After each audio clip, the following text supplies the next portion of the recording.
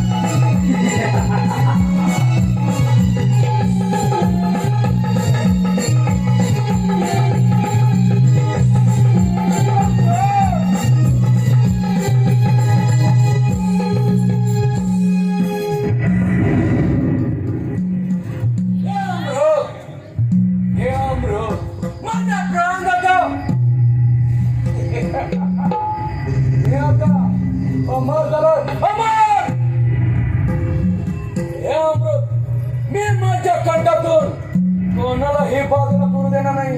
मी आता या कंठात गाव कोणालाही गावणार नाही. हे सूर्यदेवा, हे सूर्यदेवा, मी आपल्याला वंदन करतो.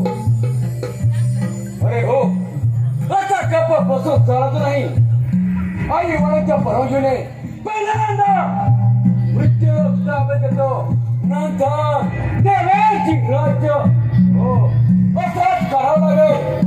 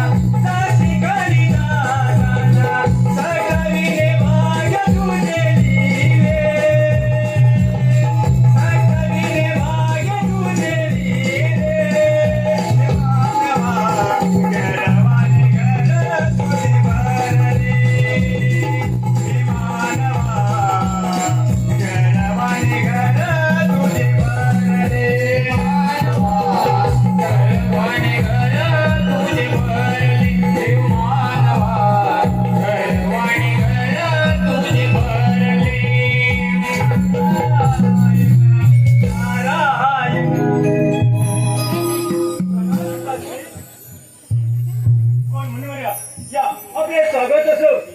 मुनिवर्य, आपण इथे कसं काय येणं केलं?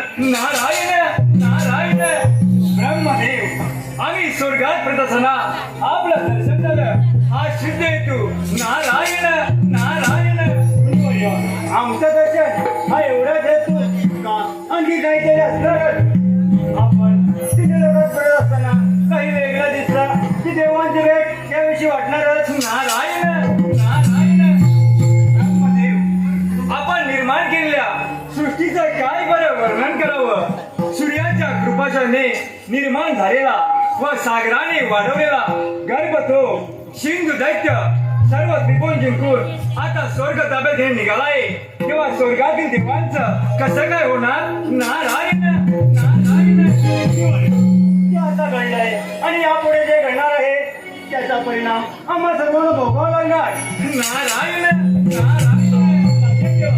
कोणत्याही गोष्टी सुरुवात झाली की तिचा शेवट हे होणारच. त्या सिंधूचा शेवट कसा काय होईल ते येणारं काळ ठरलंय. नारायण नारायण. ब्रह्मदेव, आपण सृष्टीचे पालन करते. मी काय सांगू हे तुम्ही नारायण.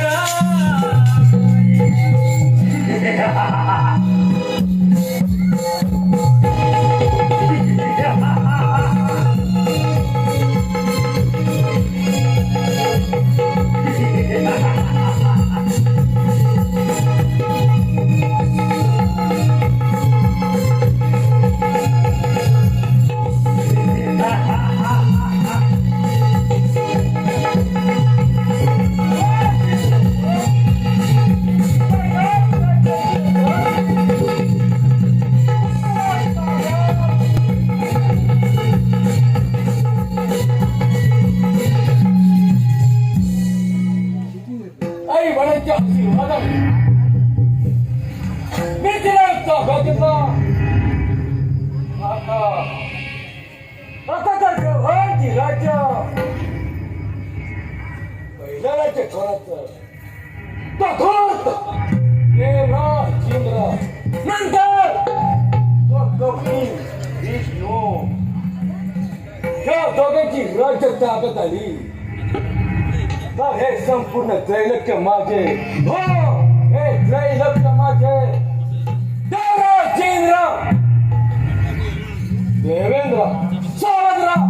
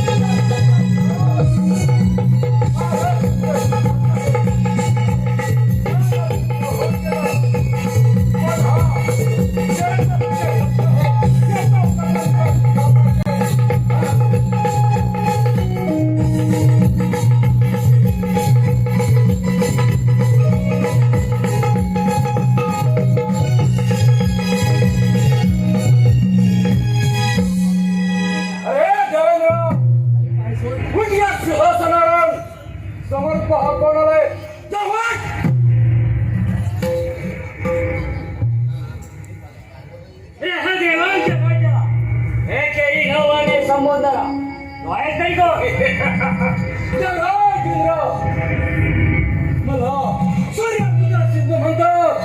काय सांगतोय आता तुम्ही त्याला ताब्यात घेतलाय. तुला जर इथं नको असेल तर मुक्का केला तुझ्या मध्ये माझा सौंदर्य अन्यथा इथं करावं लागेल. अरे सिंधू दैत्या, ते 30 कोटी देवांचा राजा हे इंद्र म्हणतात मला. आणि तू इंद्रप्रस्थामध्ये आहे हे विसरू नकोस. तुला सूर्याकडून अभय मिळाल्यामुळे तुझा गर्व परमानंद नाही. लक्षात ठेव, हा मिळालेला वराचा तू चांगला सदुपयोग करून घे, नाही तर तोच वर तुझ्या नाशाला कारणीभूत होईल. आणि हो, तुला देवाची तो युद्ध करावंच लागेल. कोणाला हवं यो सिंधूला ठीक आहे देवेंद्र स्वीकारला तुमचा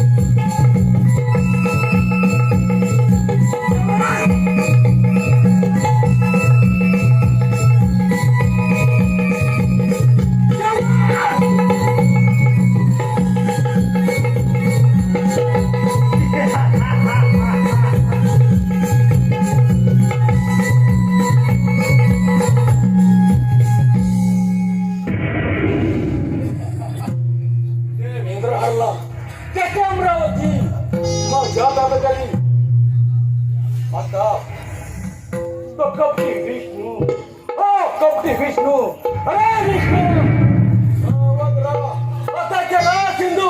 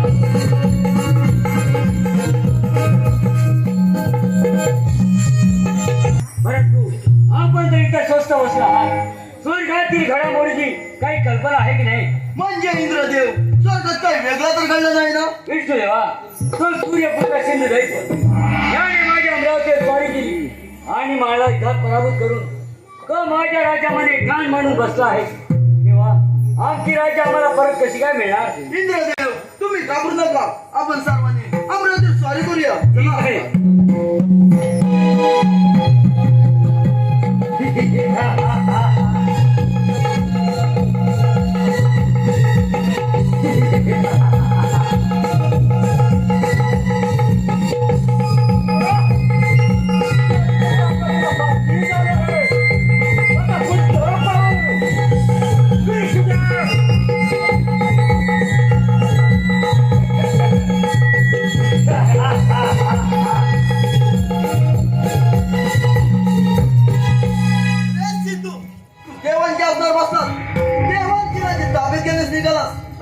देव म्हणजे तुला पोरकेल वाटलंय का?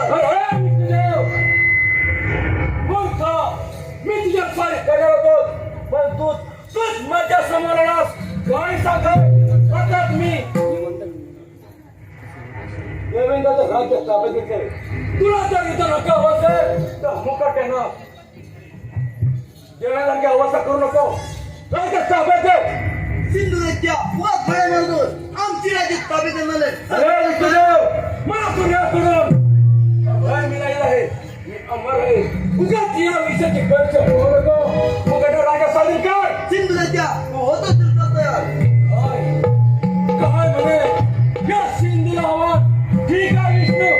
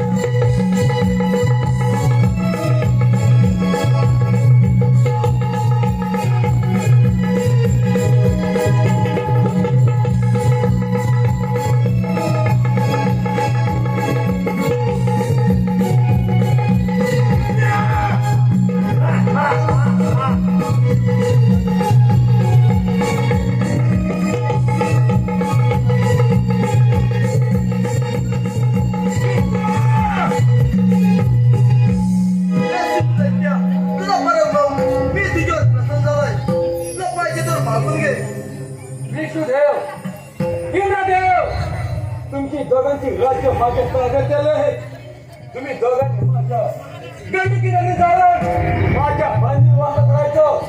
मला इथं देवरा जिंकत आहे. चला जातो भाऊ.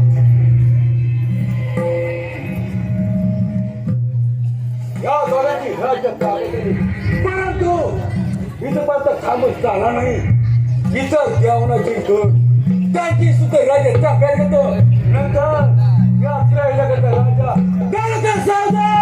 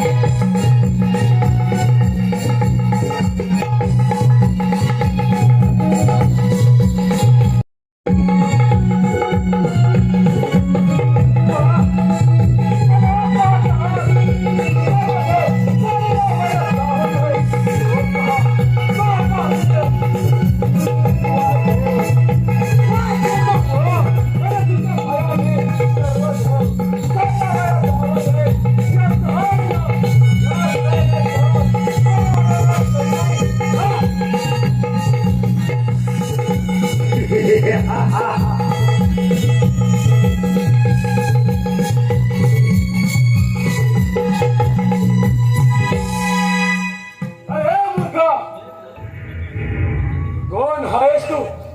माझ्या हातात पाय दिलास. या सिंधूचा अपमान केलास. या शिक्षा तुला मिळालं पाहिजे. कोण आहेस तू? शिंद दैत्या, रागावू नकोस. मला नंदी म्हणतात.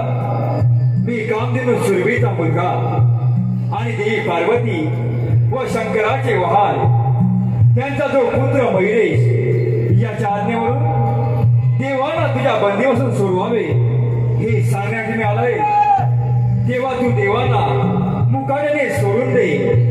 आणि हो, महिरेश गजानचा अपमान झाला तर अनर्थ होईल. हे तुझे सिंहासन मी पाताळात पाठवी. मूर्खा, कोण महिरेश? कोण पार्वतीपती? मी त्याला सुद्धा बंद करेन.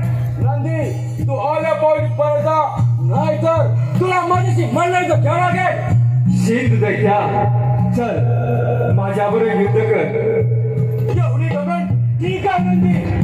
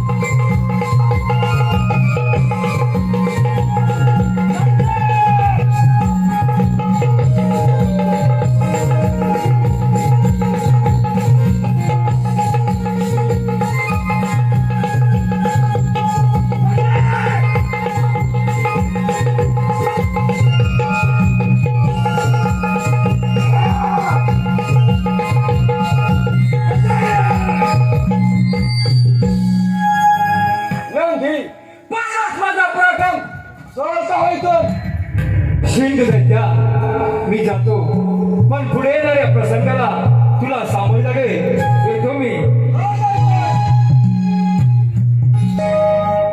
सिंधुदत्ता माझ्या नावाचा जप करतोस हा मयूर तुझ्या समोर उभा आहे माझ्या देवांना बंदिवासात ठेवलंस माझ्या नंदीचा अपमान केलास मी देवांची सुटका करण्यासाठी आलो आहे तेव्हा तू त्यांना मुकाट्यानं सोडून दे अरे मला तू ह्या करून अभय मिळवला आहे मी अमर आहे मी तुला तुझ्या बंदिस्त करू शकतो अरे अरे पण परदा नाही तर तुला माझ्याशी युद्ध करावं लागेल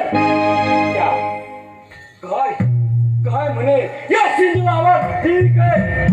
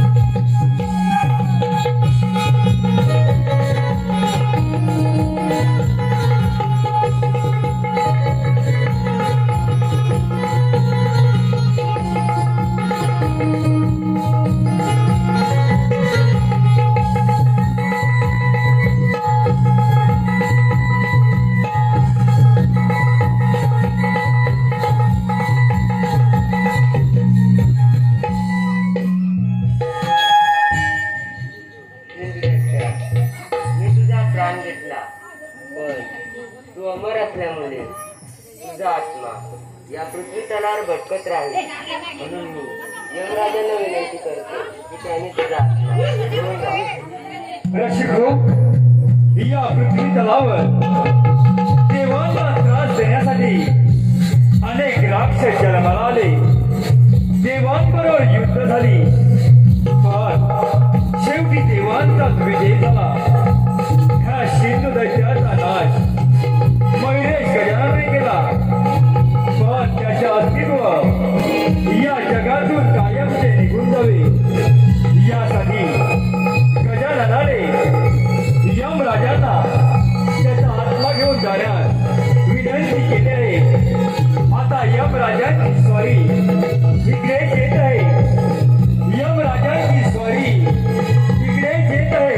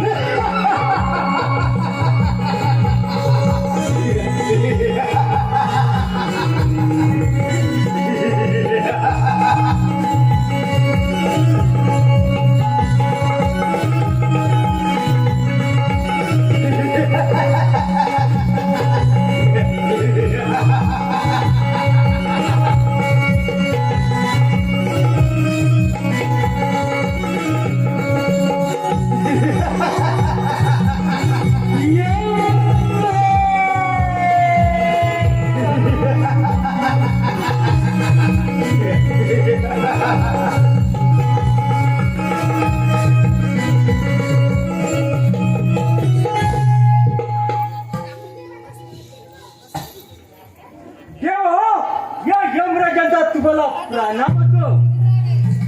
यमराज आपलं स्वागत आहे.